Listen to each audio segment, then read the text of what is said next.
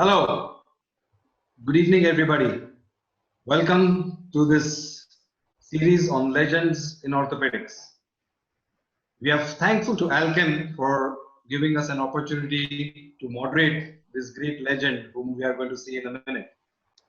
This legend is none other than Padmabhushan, Padmavibhushan, Padmashree, Dr. K. Sancheti. And today he is going to be asked questions by myself. I'm Dr. Parag Sancheti, who happens to be his son, but actually I'm his student and his fan.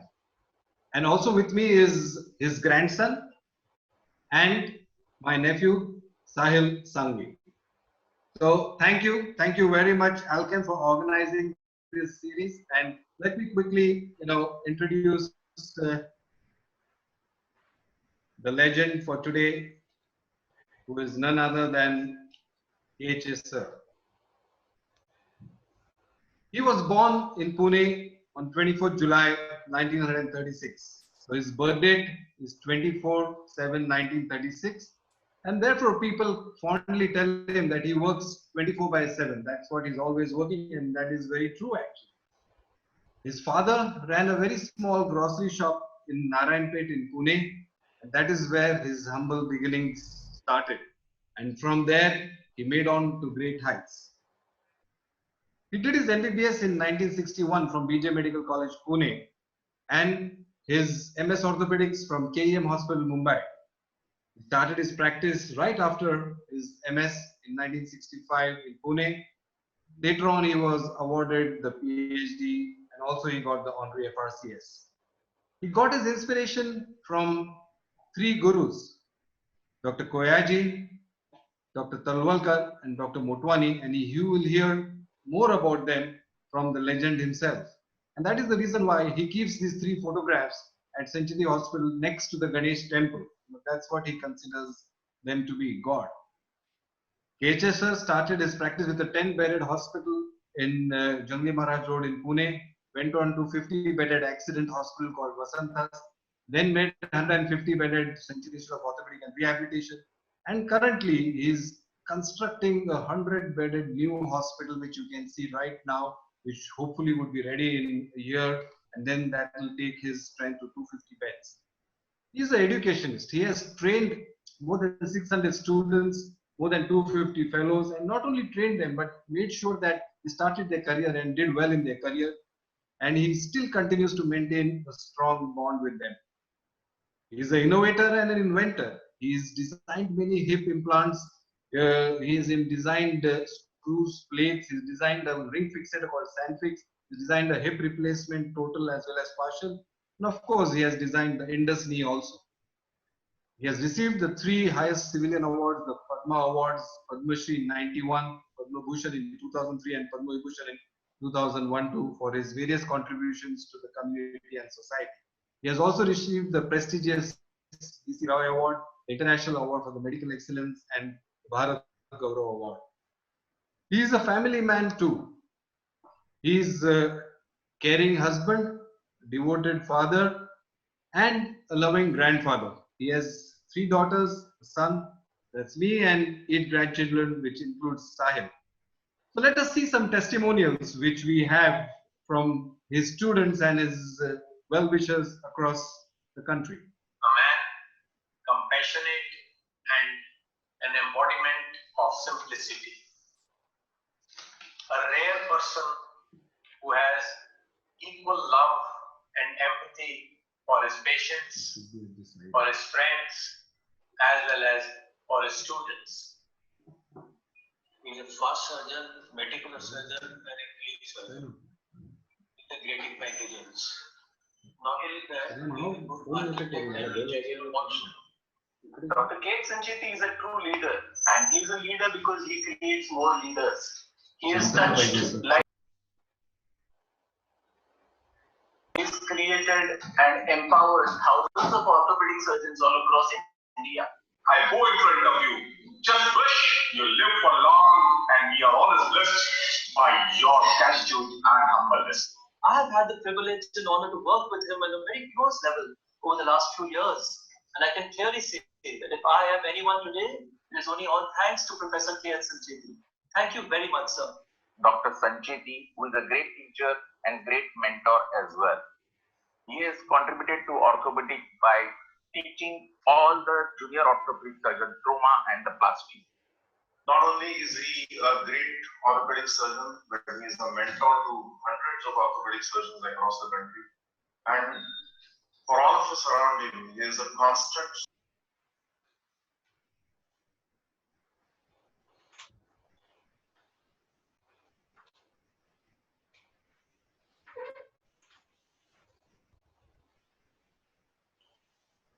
in the practice.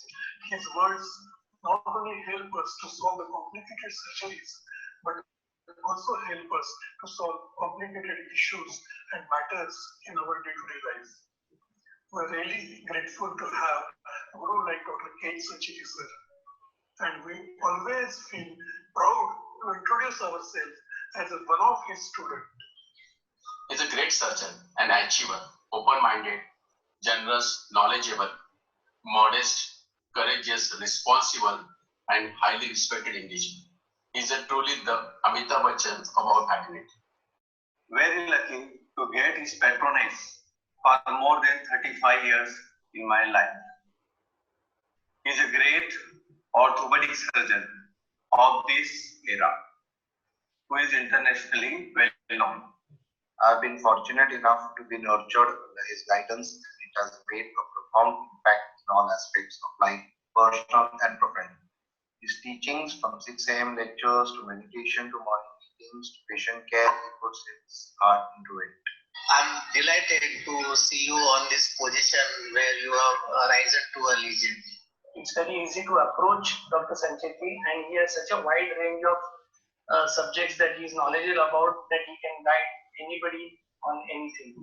KJ sir is one of the most kindest, humble, and great surgeon we all know. He has influenced many lives, orthopedic and non-orthopedic.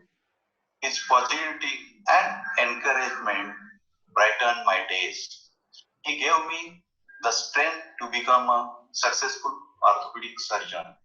He is the best mentor I have ever had. So friends, you just heard so many of his students speak, and they really, were speaking from the heart.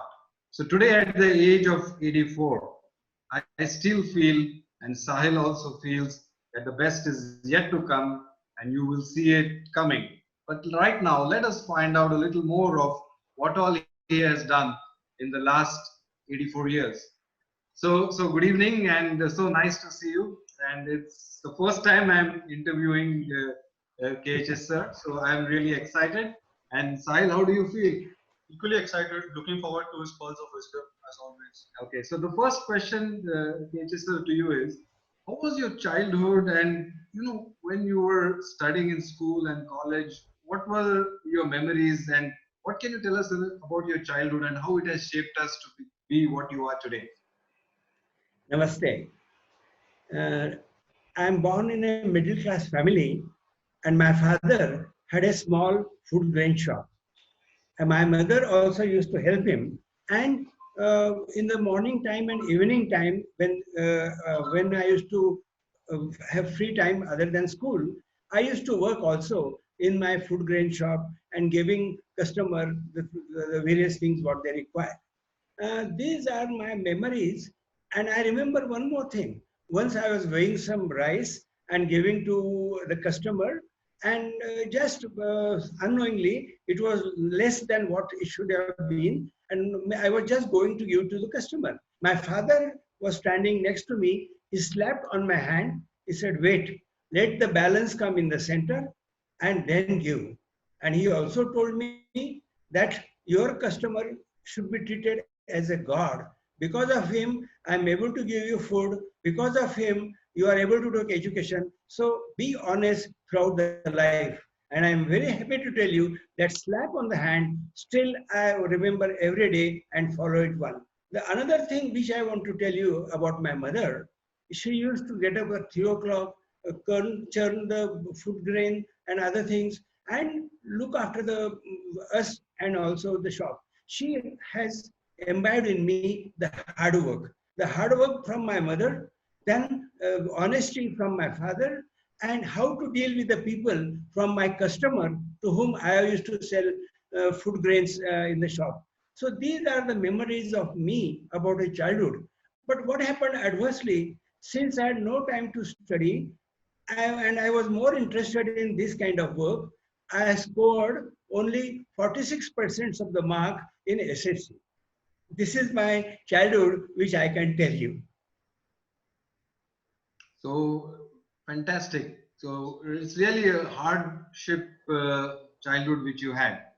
So life is full of difficulties, but you didn't just greet them, you defeated them as well.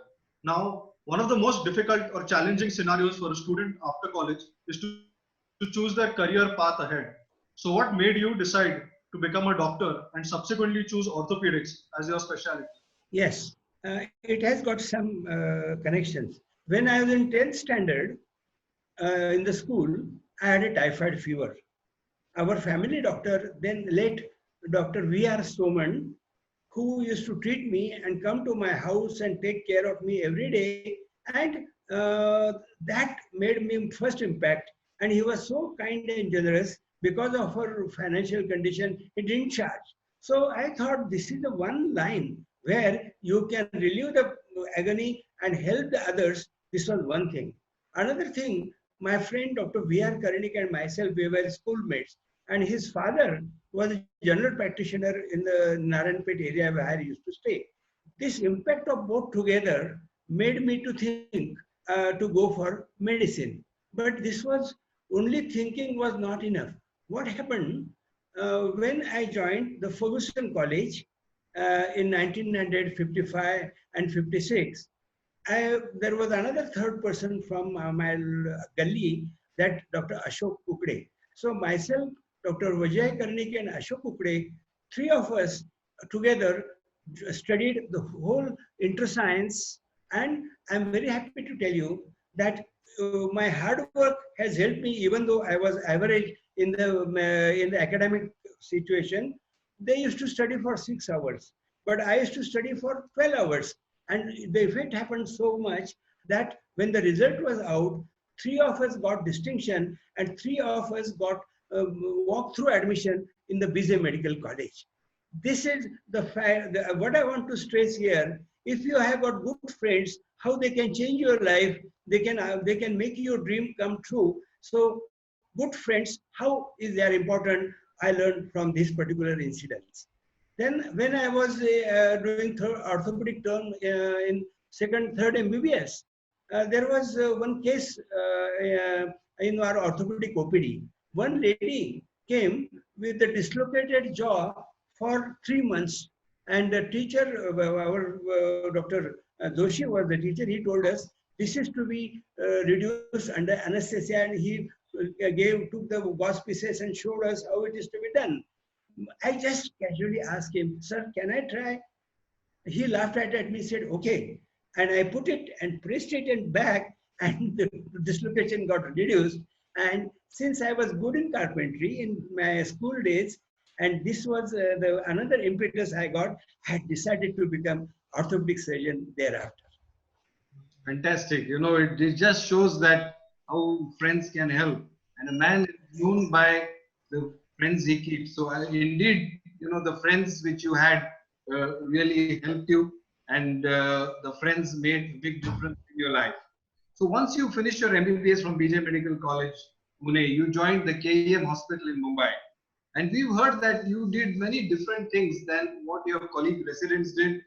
And you were always willing to do extra duties. You were always in the wards.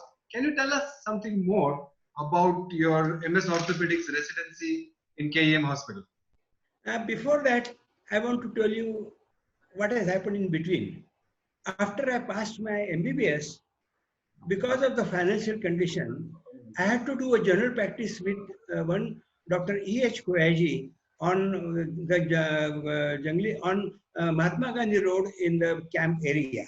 I worked with him for 1 year and won his confidence to such a level that he started liking me. And then when I told him, "Sir, This is I'm working because to support my family, but my ultimate aim is to do the MS orthopedics, and that time MS orthopedics was not available in Pune. What he did, he phoned to the R.N. Cooper then and the dean of the KM hospital and organized, managed one seat for me in KM hospital, Bombay, where it was first convalescent home. And I remember the date, on the 1st March 1963, I joined the KM hospital, and then first I was working as a resident of Dr. A.K. Talwalkar. Then I had also chance to work with Dr. K.T. Dholakia and Dr. R.M. Bansali, the three honorees that time. I remember one incident with Dr. Talwalkar. This was my second month or so, and I was also very poor in orthopedics. When I was giving him round, and my presentation was not good, or some mistake I made about the different patients telling differently, he was so annoyed that he told me, Sancheti, if you repeat this incident, this situation again, I will throw you out of the window. My goodness, that impact on my mind became so good that my approach changed immediately. I started working in the hospital right from morning till in the evening, 6 o'clock or so, along with the patient. Then what I did also, those who wanted to go on locum or go out in the evening, they used to ask me, Are Sanchaya, can you do my locum? I said, yes. And what I did, in the evening and whenever anybody was going out, I used to become their locum and stay more in the ward, attend emergencies, do a lot of surgeries. And the result of that was, in 2 years' time, 2.5 years' time, when I was in KM hospital, during my residency, I could do all the operations. I had done 150 fracture neck, human nailing and plating, and so many other things. So that was the benefit of helping others. When I tried to help others, I was helped more. And that's how my surgical experience before passing MS was also quite good. Then I remember in the month of August 1965, there was a MS examination. I did my MS examination. I passed the examination, and there was one Dr. Motwani staying in Pune. He died, and his nursing home was available for somebody to run it. So I met Mrs. Motwani even before my MS orthopedic examination and told her that I want to start in the practice in Pune, even though I was getting honoris post in KM Bombay Hospital, but my Karma Bhumi was Pune, and I want to start practice in Pune. Yes. So she listened to me, and she decided to give me the nursing home on rent, and that was 1,200 rupees. 24,000 square feet was the hospital with a lot of equipment, and the great name of Motwani, who was also orthopedic surgeon of Pune. So I finished my examination in August. The result was in September, and within 2 months, 12th December 1965, I could start the practice. I did not go a single day out of India to take any education, and I was so confident that immediately after passing the MS, I could start the practice on 12th December 1965. Thereafter, as I became famous, I was having a lot of practice, and I was enjoying it. This all together made me more confident to grow further. Okay. So in the middle of every difficulty lies an opportunity, and you made full use of all those opportunities.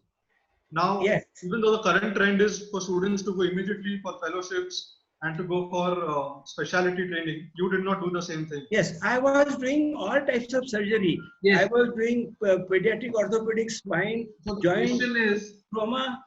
The question what we are asking is, what is the advice you will give to the new pass outs? Should they do a fellowship somewhere? Should they start their practice immediately? Should they first be general orthopedic surgeons or do super specialty immediately? What would you advise? Yes. First thing, I will give advice. Till your MS, you must work in all branches of orthopedics. That basic knowledge you must have than going for super or subspecialty later on. So do MBBS, then have a practice of traumatology, and then decide to do a post-graduation in any particular line, maybe pediatric, joint replacement, spine, trauma, shoulder, etc., hand, etc., etc. And then, yeah. So it's going on. We are hearing well.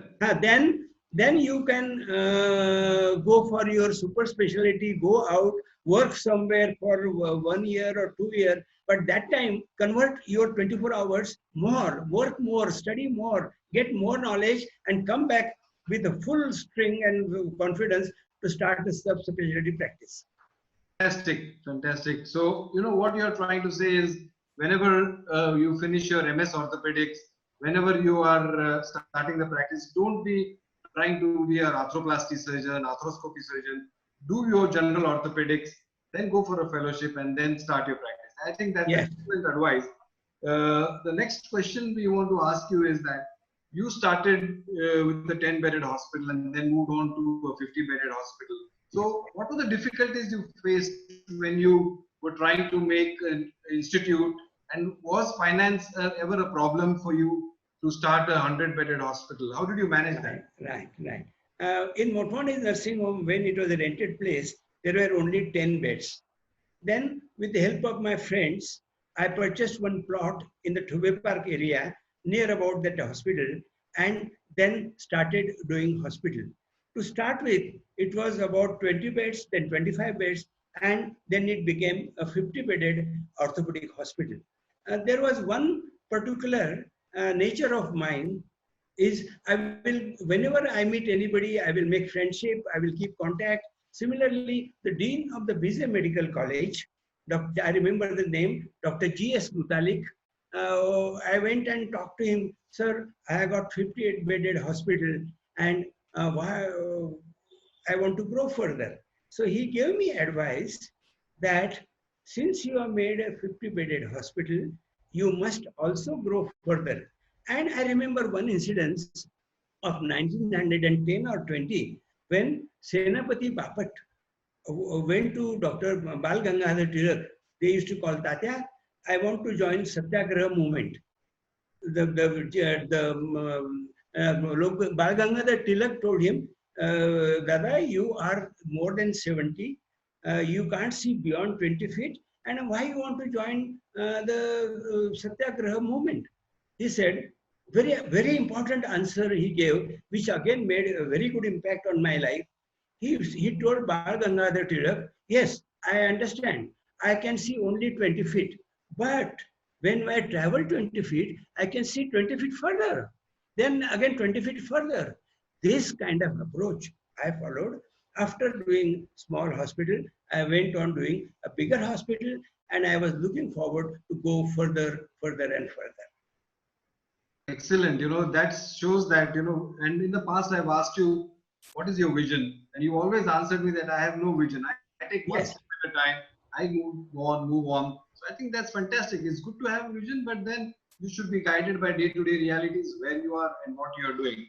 I'm very intrigued to know that, you know, you started the MS orthopedic course and then you started the physiotherapy college. And, you know, what made you start the MS orthopedic course? And can you tell us that recently there was, you know, one experience which you had in Mantralaya about 6 months ago? Yes. Also, tell us about the MS orthopedic course. Yes. What made you start? Yes. After I made 50-bedded hospital, in the meantime, I wanted to fill up my income tax return, and I was called by the Commission of Income Tax, because in my early practice I was showing a lot of income. So he called me, then we had a very good chat, gave me a cup of tea. Then I just told him, sir, I want to grow further. He advised me one thing, you know, this was year 1970 onwards, when Morarji Desai was, I think, first the Chief Minister of Bombay and then Prime Minister. That time, income tax rate was 70% and surcharge 10%. So 77% was the income tax. So the Commissioner of Income Tax giving me advice. I want to share that with you. He said, Dr. Sancheti, if you give me 23 rupees, I will give you 100 rupees. I said, yes, how come? He said, you have got two kinds of practice. One is your professional income and another is your nursing home income. So convert the nursing home income into a public charitable trust. For public charitable trust, for medical education and for religion purposes and relief of poverty, there is no income tax. So whatever 77 rupees you are giving me today, you can keep in the nursing home, you grow and grow. I still remember this thing. I made a public charitable trust, and this was 1972. I made a trust, and then there was adjacent land belonging to Agriculture College, Government of Maharashtra. I went to them and asked for that land for medical expansion. And since I made a trust, they donated that land to the trust, and I could construct a big building over the trust. In the meantime, what happened? I again used to go and meet Dr. Mutalik in KM in BJ Medical College, Pune. He told me once, Sancheti, I want to change your name of the hospital. But previously it was Sancheti Hospital. He said, no, now make it Sancheti Institute for Orthopaedics and Rehabilitation. I said, why, sir? You see, you have grown and now it has become an institute. And he also advised me, I would, if you have got a good number of beds and if you are ready to share with students from the BC Medical College coming to you and examine, giving the advice of private nursing home, I can give you as a certificate of teaching complex of the BC Medical College. So he made our hospital, trust hospital, as a teaching complex of the BC Medical College. With that letter, I went to Vice Chancellor, and he also agreed because I had good relations with everyone. Then he recommended the case to Medical Council of India, and let me share my first joy with you all. When I received the recognition of Medical Council of India that Sancheti Institute of Orthopaedics and Rehabilitation has become a teaching institute, and initially they allowed only 2 students per year. Then it went on growing, and I'm happy to tell you, today we are admitting 20 students per year of MS Orthopedics, and I would be the first private hospital being recognized in the India that I could say. This is the story how I could go up to the MS Orthopedics. Then what happened? Always I used to think what I can do further, And when I found the results of my surgery can be better with a good physiotherapy. And then I thought, let me go for the physiotherapy college. I went, saw the concerned people, went to the government and asked them, there is a lot of patients, there is a good experience your student will get if our hospital is recognized for physiotherapy.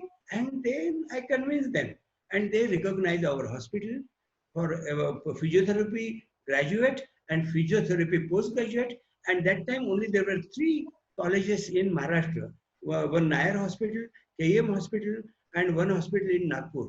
Then ours was the 4th hospital and private first hospital to start the physiotherapy college. And believe me, that has improved the quality of my patients, and that added further to my success. Fantastic. So this shows that you don't have to be great to start, but you have to start somewhere to be great. Now, many times while working with you in the OPD, I've realized that how easily you become one with the patient. Most of the times the patient even touches your feet before they leave. And after you leave the room, they say, we don't know what sir told us, but we're feeling fine now. All our worries have gone away. So how do you manage to do this magic, and how do you win over the patient? Yes, it goes back my working in the KM hospital as a resident doctor. Since I was more in the working in the wards, which I will suggest to all my students that spend more time in the wards, what happened? That time I used to talk with the patient along with the patient's relative, and usually my nature of talking and humility makes me one with them very soon. I remember before I left KM Hospital, Bombay, in the last 3-4 months, I had seen some of the patients in the OPD of KM Hospital, Bombay. Then I came to Pune and started practice in Pune.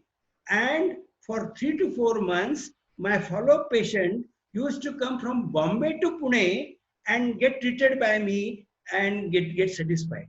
You know, as a doctor, you have to create very good relationship with the patient so that they can open up and they should start feeling he's my doctor. For that, my humility, getting approach to the patient, wishing usually when I go to the consulting room, the patient is already there, and then I enter.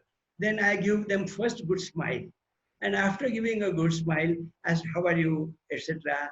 Then a patient, even though the resident doctor is telling me the history, I will ask patient to talk and let the patient talk. You listen, because second important point which I learned in the OPD and is important: give listening to your patient. Don't, if he's talking nonsense, stop it. But if he's giving you good history, good information, spend time and listen it carefully. This was my second point. Third, my clinical acumen would give always a very correct clinical diagnosis. And after I examining him, then one more thing I want to tell everyone, which I do. I would tell the patient, well, you have got, your knee is giving trouble, which is because of the aging process, and everyone gets this sometime or other. And to treat this, you have to do some medicines, some exercises, etc., etc. Why I tell this? Because every patient, when they go home, the relatives ask him, "Arey, doctor ne kya bataya aapko? Doctor ne kya bataya?" Unless you explain this to the patient, they will say, "हाँ रे, हम doctor के पास गए थे, लेकिन कुछ ख्याल में नहीं क्या बताया." But by telling them, they used to tell my doctor. So I learned the title, one more title, by treating good patients OPD, my doctor. And once you become my doctor, then that means you are doing very well in the OPD, and that is the source of patient to get you in the theater for surgery and etc. It shows so well that how you win a patient. You talk to him, give him the advice, give him the message in his language, what he understands. I think that's important. And this is, I'm reminded by a saying by Abdul Kalam: in life, no one will remember how you looked, walked, talked, or what you did. Everyone just remembers you by the way you made them feel when they were with you. And that definitely helps, how they felt and what the impressions they went home. I think that is fantastic, and we've learned something from you today, sir. Right. I want to move on and ask you something about your favorite creation, your favorite invention, which is the INDUS knee joint. And you have designed and created the INDUS knee joint. What prompted you to do it, and what were the difficulties faced when you tried to do it, when you tried to experiment, manufacture? So please tell us that, so that all of us youngsters will have some message from your INDUS creation. Right. You see, this was a year back in 1980, when the hip started in 70, the knee replacement started, Dr. Dholakia started doing in Bombay, and then I also started doing in Pune. And any patients to whom I used to advise knee replacement, they used to ask me the cost. And when the cost of the implant was so heavy that out of the 10 patients, 7 will run away and only 3 rich people can come for surgery. So my first thing was, I have got one innovative mind, and that trigger was getting triggered by this one. Second thing, to whom when I used to advise patient, they say, "Can we sit cross-legged?" To say no. So this was another thing, that can we design something to give cross-legged, give that movement to the patient. Then third thing, my teacher, my friend, Dr. Ranawat, my good friend, Dr. Nandu Lad, they encouraged me, "Kanti, why don't you work on this? You always like that innovation. So try to do something." So it went to my mind, and I decided, let me do some Indian implant. I started working it for totally 3 to 4 years. I hired one engineer and sit with him and to do the modeling on the computer. And this did 3-4 types of modeling. And then one prototype, once I decided that this is the model I want to final. And then I went to various workshops in Pune. Pune being an industrial hub, I thought a lot of people are there. They can manufacture my requirement of 100, 200 knees, because unless I try, I cannot give order for big number. And and what they wanted to do, they said, doctor, unless the order is for 1,000 and more, we cannot entertain, because our time requirement doesn't suit the working for a small quantity. So when I got similar answer from different people, I thought what I should do now. In our hospital, there was a basement. And I said, let me buy this equipment myself. So 5-axis CNC machine, turning center, polishing people, then packing and vacuum making, all equipment I purchased. And I am very happy to tell you, in the basement of our hospital, I manufactured the first implant, that is knee. And then I sent it for testing to various government agencies in Calcutta, CGCRI and Bombay. And then after it, all reports were good, then I started clinical trials. I remember the first patient, Attamma, in 2005 or so, that I did that surgery, and she was so happy. And later on, I made surgery to so many people. And in the days of Ganesh Chaturthi, I called them for a dinner, for a lunch, and I made them sit cross-legged and served them the food. It was again a very nice situation for me. Then I applied for the patent, and I got the patent for my design. It took 3 months. It was sent to all over the world for any comment, and then I got to present. I have got the patent, and this was, then I thought it requires to be manufactured on a bigger ground. Then I have sold the patent and my equipment to Medicines, Dr. Sent to another company, and they took over, and it is now manufactured and being sold all over India and other countries. Fantastic. So in this journey of making the Indus knee joint, Dr. Lad had a lot of contribution, Dr. Nandu Lad. So what was Dr. Nandu Lad's contribution in, when you were making the Indus knee? I have heard always you saying that Dr. Lad has helped you a lot. Yes, yes. Dr. Lad is one person, very generous, very kind-hearted. When I used to go to him with a wooden model, I'll keep it here. Arey Nandu, I have developed this. He will study, he will tell me, he will give out of guidance. And in the initial period, he himself did a lot of trials. And when it was approved by the government, we wanted to have camps all over India and outside India. He used to come with me, and both of used to do the surgery and teach the people how to do Indus knee. That is a big contribution I had to me for my very, very close friend, Dr. Nandu Lad, and I cannot forget him when I am doing this work. Amazing. So this shows us that innovation is something that everybody has seen, but thinking what nobody has thought. Now, I remember one incident particularly when I was in the 12th standard, and I was confused whether to do engineering or to do medicine. And you gave me a very simple piece of advice. You said, no matter which field you choose, always bring about some change in that field. Now, looking back, you've been a trendsetter in orthopedics. You won the Padmashree, the Padmabhushan, and the Padmavibhushan, along with the BC Roy Award. So, to what attributes would you contribute these these awards to? Right. I take you back. Certain my qualities of helping others, doing something out of the four walls of the hospital is my first thing. What I did that time in my early practice, the 1965, 67, 70, 75, the polio was rampant. And so many patients from villages were unable to come to show us, and there were so many residual cases also. So what I thought, if they cannot come to me, I should go to their doorstep. So I, along with the residents, used to go every Saturday, Sunday, various places in Maharashtra, even Madhya Pradesh, part of the Karnataka, and conduct camps there, give the take catch hold of some local organization, publicize their name more than my name, and do the camps. And those cases which require surgery, and then I used to get them to Pune and do the surgery free of charge.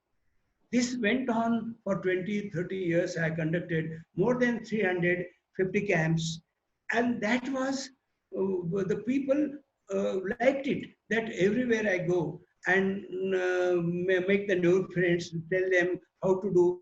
Wherever I used to go for a camp, I will organize one lecture for a general practitioner and let them know this how I did publicity, or what you can call marketing. Nowadays, definition of marketing is different, but this was my helping the people and then getting the name, as was the first important thing I want to tell you. Second thing, then when the polio got over and there were not much residual cases also left, then I thought, let me shift from pediatric to geriatric. And then I concentrated on geriatric, started conducting camps for the geriatric people, and that was one of the another intuition for me, a reason for me to develop the industry to, so that I can give them at cheaper rate.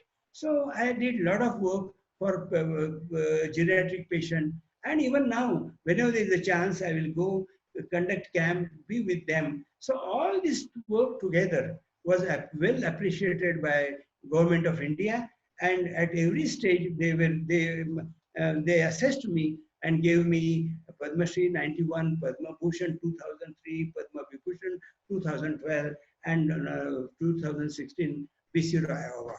This is the history of all awards which I got, in addition to other so many awards by university and other things and other things.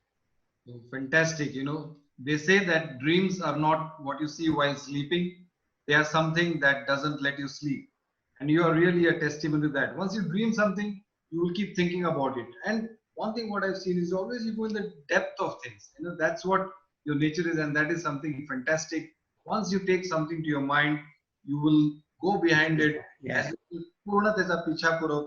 and then you achieve it.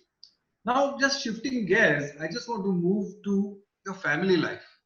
You know, I am your son, so I know I cannot chat, cannot speak lie, because my grandson, my son is sitting there, and they know everything. I remember one incident when I was in 8th standard and we had some guests who came home, and those guests, they asked, "Oh, your son is looking nice, and which standard is he studying?" And my father tells me, "Oh, Parag, please tell them what standard you are studying," because my father didn't even know what standard I was studying in 8th standard.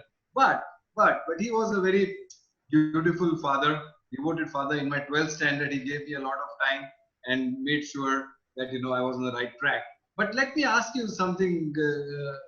Here I can say, Papa, that what is it in your family life? Who really helped you in your family life? What does family mean to you? Can you please elaborate on this?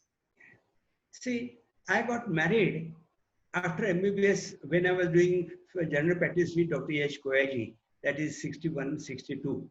And when I went to Bombay for doing MS orthopedics, my wife, even though she has done honors in BA, graduate, she also joined me on my request to do a nursing course in Bombay. So in KM hospital, she was doing a nursing course and I was doing MS orthopedics.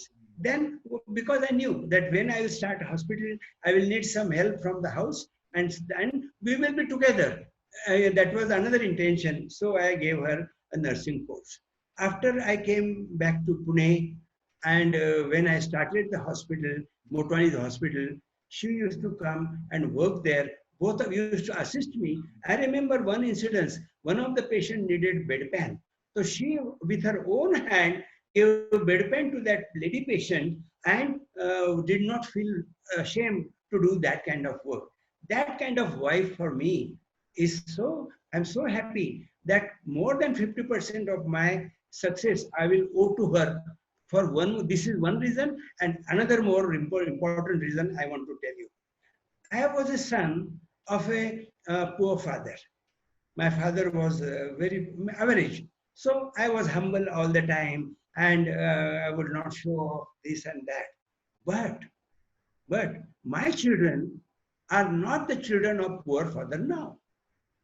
Then why they are humble, good, listening, respecting others, touching their feet when required, etc. Why? This is all because of my wife. She gave them such a good culture. Even though we had a car, she will send them to the to outside in a public transport. My house also, she did not decorate it well because she told me, we used to call Papa and Mummy each other. She's Papa, I don't want to decorate house and give them impact on them. Let them have middle class culture. That is called culture, where one always cares for other. So this is the reason I am very happy to tell you, my children, now even though they are children of a rich father, they are equally humble, equally approachable, respectful, and all that credit goes to my wife. I got one son and three daughters. Eldest one is Manisha, second is Parag, third is Sonal, and fourth is Rupal. This is my family, and I have got two children from each of them. So one wife, 4 children, and 8 grandchildren. That is my family.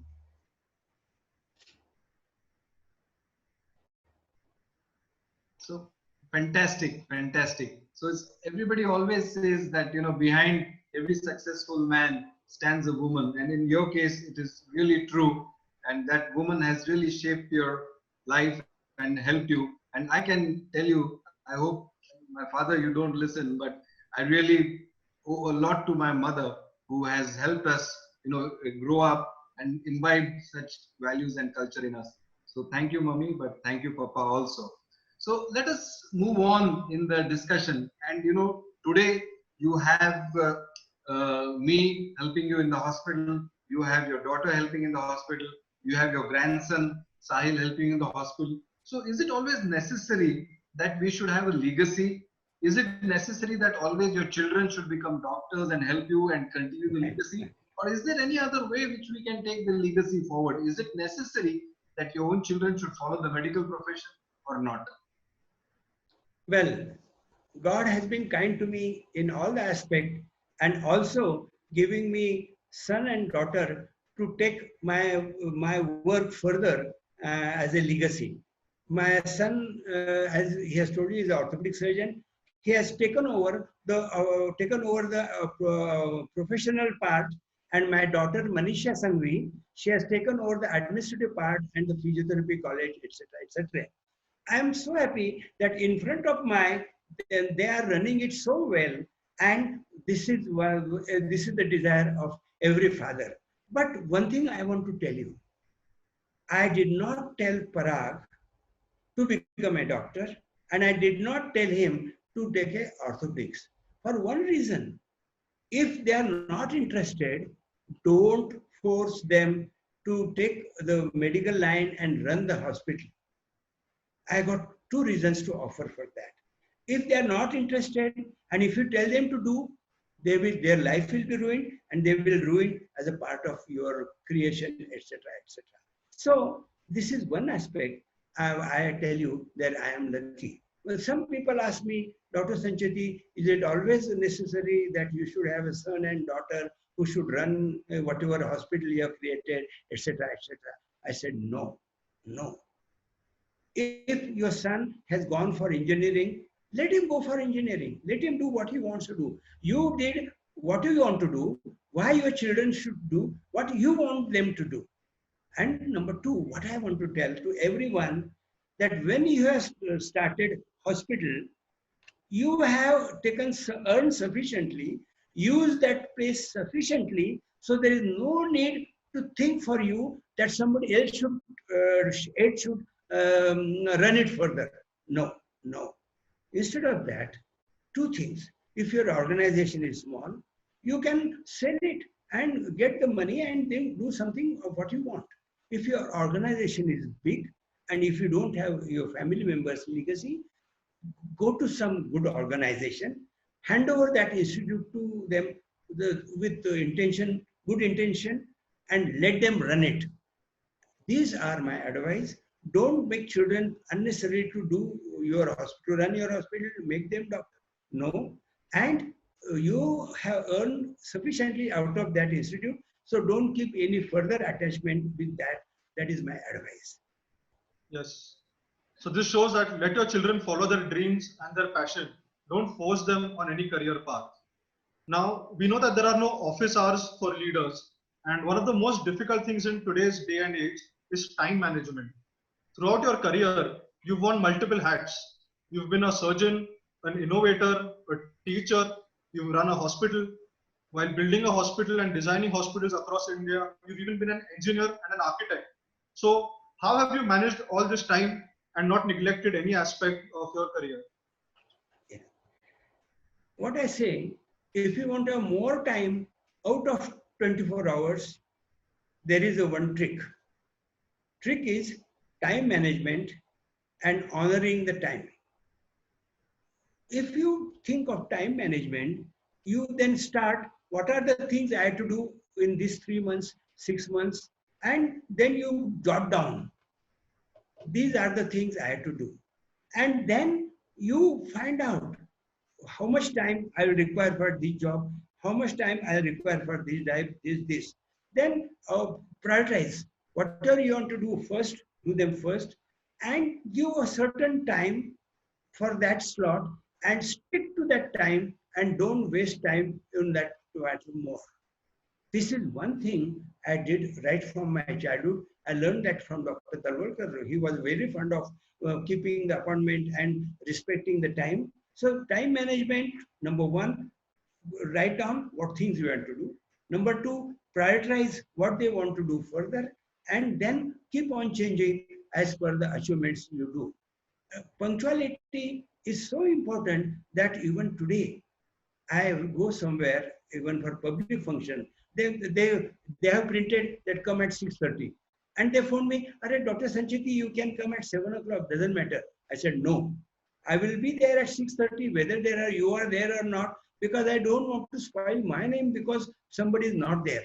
So giving respect to the time, reaching them little time before gives you more time. You do not waste others' time. So this impact of time management on me and respecting the time, I want to tell everyone that please make a time management charge and please follow the appointment. Please, whatever time you have given, respect the time and reach in that particular time.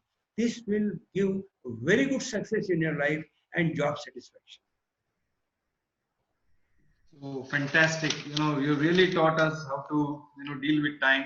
And the challenge is not to manage time, but to manage ourselves. I think that is the message which we get out of this. And for me, I have to learn this. Being his son, I think those genes have not come to me. I will never be on time for OPD. I will always be late. But today I promise you that I will. Oh, very happy, very happy.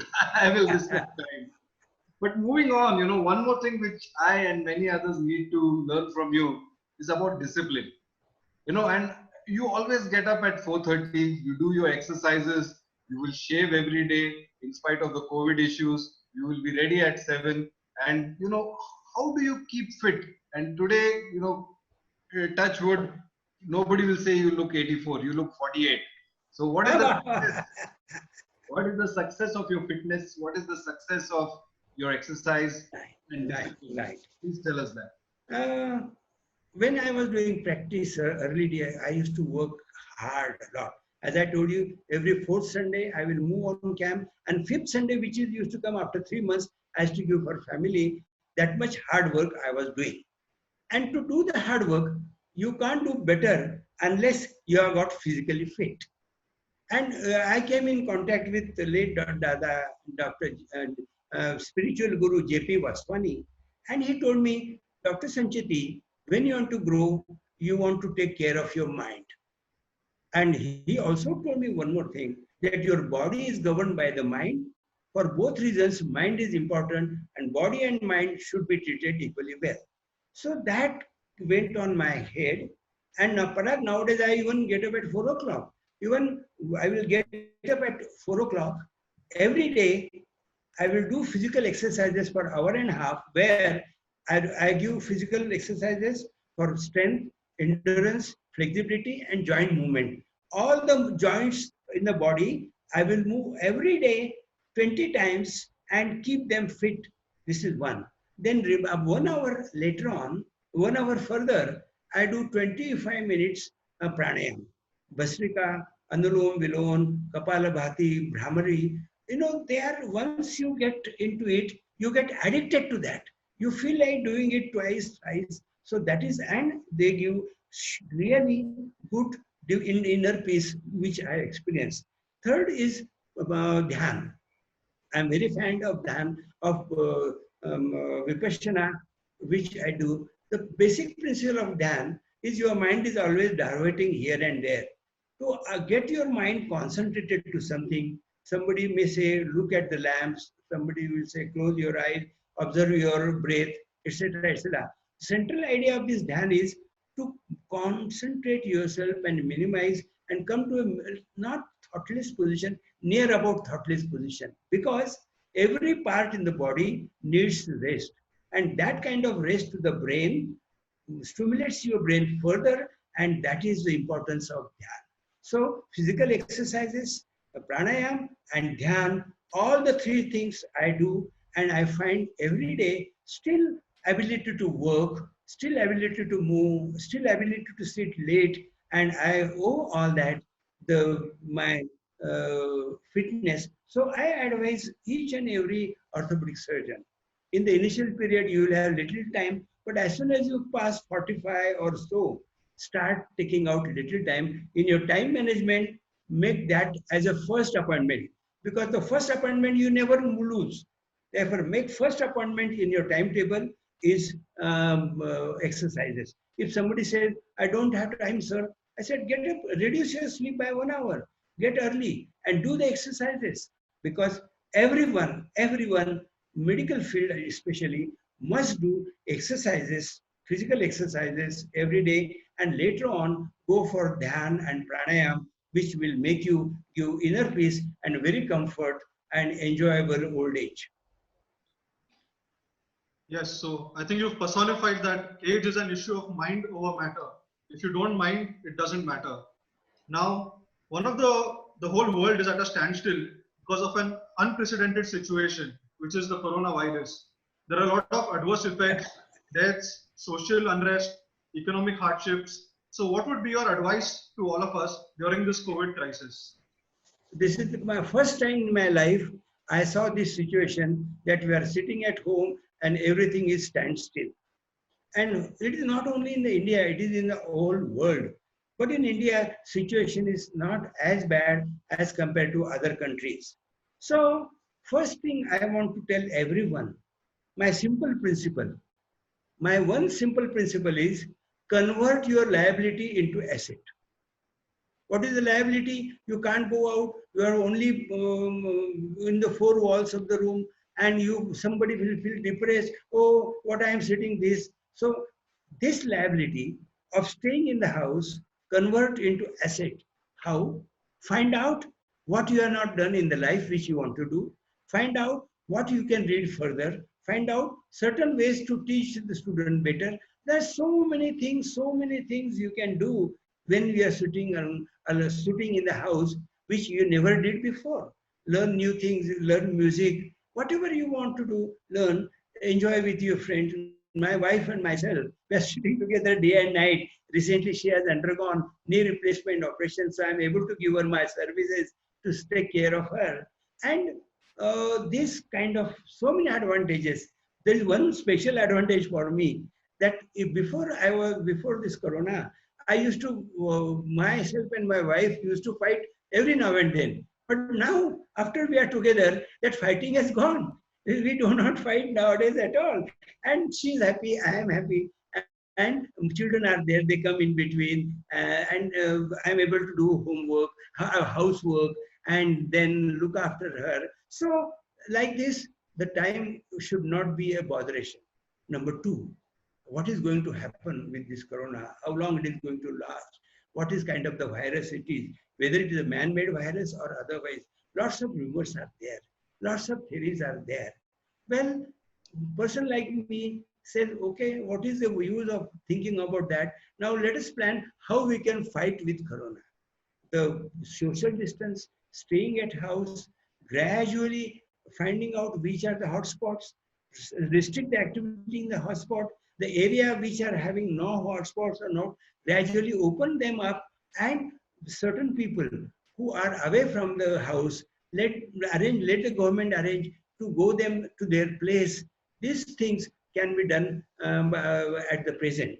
But in long term, don't take it as a bad thing. Take it that something happens for the good. Perhaps the economy has gone down, but the change, the life will change, the type of business will change, the type of behavior will change, and ultimately it will be at good. So I am not worried. I will keep the social distance. First time I come out of my house for last about 5 weeks, and everyone should follow it, and we will be able to fight well with the corona. So let us keep this in mind and go ahead. Fantastic. Convert liability into asset. Yes. That's really something which you have taught us today. The liability is the coronavirus, but the asset is something which we can, do what you have told us. And I've always been saying to many people that, I cannot do this because of lack of time. I cannot do that because of lack of time. But now I have all the time. And if I still cannot be fit, if I still cannot do exercises, then it was not a question of lack of time. It was a question of lack of discipline. So friends, if you wanted to do something and you didn't have time and you've not been able to do it during this coronavirus, it's not time, it's something else. So we need to really introspect ourselves that what that thing is and correct it. Because as KH sir said, this coronavirus is going to start a new normal. Things are going to change. Our practices are going to change in a big way. Economics is going to take a big impact. But if that one mantra you take from KH sir, convert liability into asset, you will be a winner and you will come out a winner of this crisis. It's already 6:30, but there are many more questions, but we need to move on. I just want to ask you before we close one question, and that question is, what is that message or messages you want to give all of us today? We have more than 6,000 viewers, I am told. What is that one message you want to give, or two messages or three messages you want to give all of us today with your 84 years of experience and 54 years of legacy? Right. The first message, not message, the situation that I had excellent cultural values imbibed in me from my parents. Because of that, when I was working, I developed a lot of other thoughts in my mind, which I thought I could share with you. The first and foremost thing that everybody, especially doctors, should be very humble. Unless you are humble, you cannot approach the patients well. I can tell you a couple of times. Now, there was some work of mine in Sachivalaya, and the minister called me in the morning at about 10 o'clock. So I went there 10 minutes before, and 10, 12, 14, 16, up to 6 o'clock, he did not come back. I was sitting there. I was just not showing anger on the face. I said, let me do my certain work I am doing. Let him, even though he has not come, he will notice that Dr. Sancheti came and waited for so many hours. So my humbleness proved that whatever certificate I wanted from him, next day, he himself posted me and phoned me, Dr. Sancheti, whatever work you have come, I have done it, and you don't worry now, and sorry you were not able to, I was not able to see you that day. I said, no, thank you, sir. So there are so many incidences in my life that the humbleness has helped me. And number two, humbleness did not allow my success to go to my head. People, when they met me, they said, Dr. Sancheti, you are such a big man, well decorated with all Padma awards, and how easily you can talk to us. I can, if I meet somebody, I will put my hand on their shoulder, show the intimacy. Even in the canteen, even today, any ward boy is taking food, I will sit next to him and ask for something and discuss with him, take tea with him. So that gives more attachment. My staff in the hospital is working so well and so attached that I contribute to the humbleness which again I imbibed from my father. Number two is honesty. You see, there is a bad name for the medical line because of certain things. But people understand who is good, who is honest, and who is not honest. And when they understand you are honest, they put a lot of faith in you, and that will be the best way to grow your practice. Another thing is that suppose you do certain dishonest, you may have ditched him, but you cannot ditch your conscience. You can't be comfortable. So my advice to my brother is, my sister is, remain honest. Money what you are going to earn is due to what is in your nasheeb, you will earn that. And believe me, now I am making will. The whatever extra I have got, I am going to distribute. So even though you do not earn more, but you earn sufficiently to live a good life, have a good house, have a good car, good servant, etc., good status, is more than enough as far as the money earning is concerned. Therefore, don't sell your conscience and don't be dishonest to a patient. Third is gratitude. I remember two incidences. One incident when I was in school, my teacher taught me geography, and later on he came to me for treatment. He had some fracture, etc. I gave him full free treatment and went to his house to see the follow-up.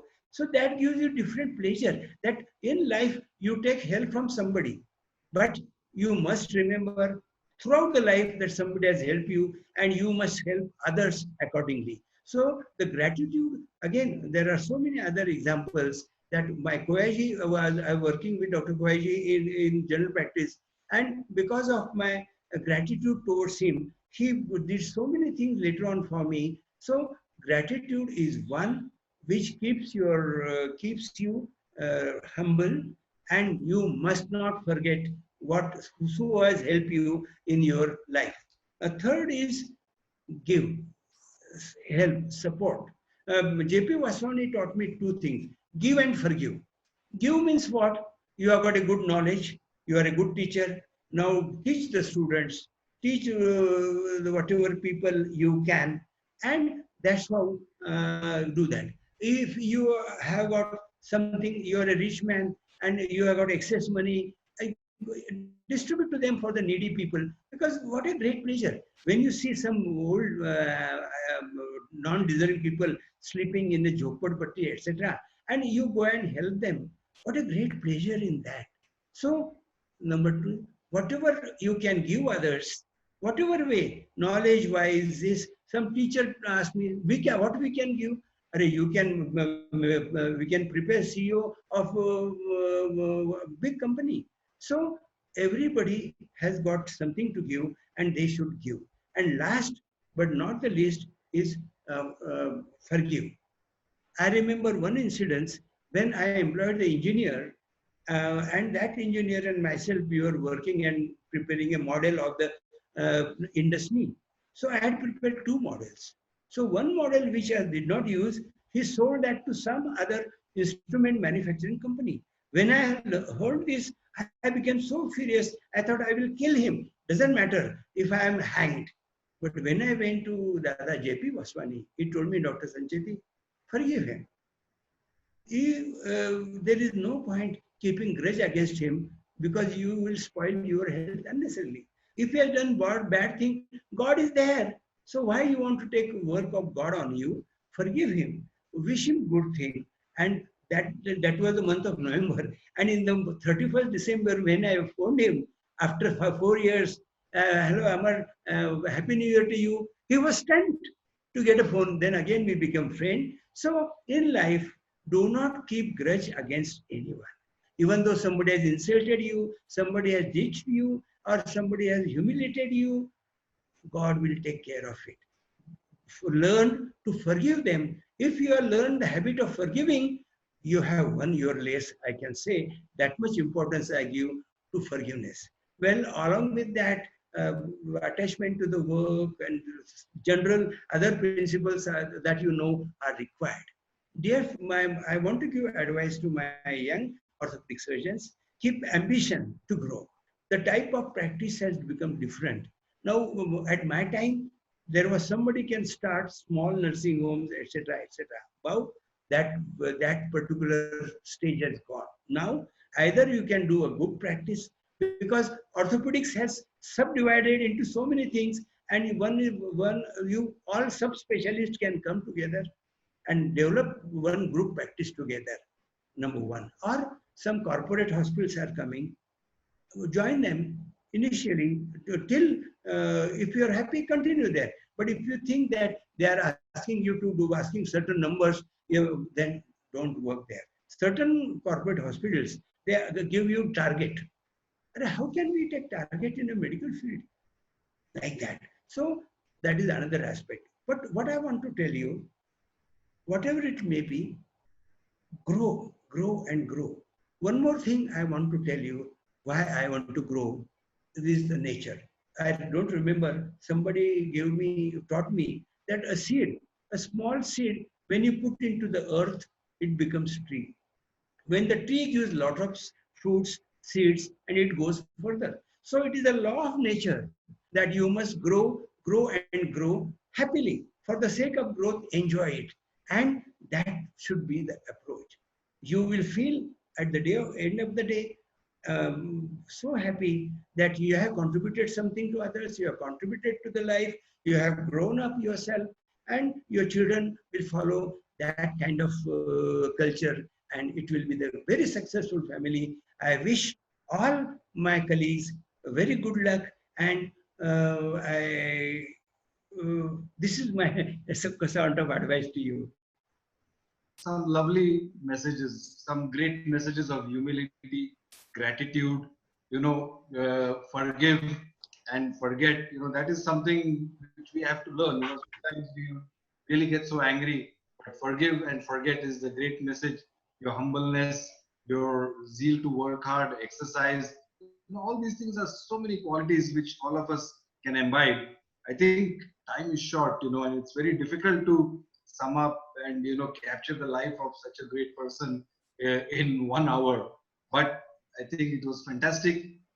Sahil, you would like to say something before we conclude? So I think that was absolutely full of pearls of wisdom. And I think to summarize, from your humble beginnings, we've learned that a man who moves a mountain begins by carrying away small stones. From all the hurdles you faced, we've seen that the greater the obstacle, the greater the glory in overcoming it. From the multiple hats you've worn throughout your career, we've learned that success comes to those who are too busy to look for it. From all the patients' lives you have touched, we realize that leadership is not about owning titles and making money, but it's about one life influencing multiple other lives. You've taken the road less traveled. With your passion, your perseverance, and your persistence, you've made a mark in history, and you've certainly left the field of orthopedics much richer than it was without you. It was an absolute honor and pleasure to have you with us, and I'm sure you've left all our viewers with a renewed sense of passion, purpose, and energy. Really, really, Sahil, you summed it up so well, so beautiful. Today we've learned from KHS that every patient is a picture of God, and to treat a patient is to worship God. And he literally does that. He may forget to do his puja, but he will treat his patient well, and that's how he really worships. That's the true devote he has. So today we've had the pleasure, and I and Sahil and me have had the pleasure to really go through this life of a astute orthopedic surgeon who has been practicing for the last 54 years and is still counting. He's not only an orthopedic surgeon, but he is a teacher, a guide, a mentor, and he's somebody whom you can always fall back on, always look up to. No, I remember the words of William Osler. The good physician treats the disease. The great physician treats the patient who has the disease. And today we've learned from KHS that we have to treat the patient. We have not to treat his disease. If you treat him as a whole, the disease will get better. And even if it doesn't get better, he will not hold you to it because you have touched him emotionally. And that is what we have learned from KHS. As we have just said, 1 hour is not enough. We would have spent 24 hours a whole day, but yet not completed. But today I learned a lot. And before we conclude, KHS sir, any one last message, 1 line, 2 lines before we conclude? The time is up, I know, and you're a strict follower of time. But one last thing, and we will end the show. Well, what can I say? Be happy. Thank you. Thank you. I think that's a great message. Be happy. And before I end, let me announce the next legend program in the series of Alchem, and that is going to be none other than Dr. Johari. Last week we had Dr. Raj Shekharan, who was moderated by Dr. Ram Chadda, and a lot of messages came. Today we've heard Dr. K.H. Sancheti, and Sahil and me have managed to learn so much and get out of him to give you. But after 1 week, we will have Dr. Johari, who will be interviewed and moderated by his daughter, Dr. Ratna Maheshwari. And this program will be on 3rd of May. So stay tuned in. I will be very eager to watch this program, and I will be also tuning in. And Dr. Raj Shekharan, we also enjoyed your program last week. Ram, you did a great job. Sahil, I think today we are going back richer. We are getting new family values to add to what we already knew. But thank you everybody, and thank you Alchem. Thank you Alchem. Thank you Alchem.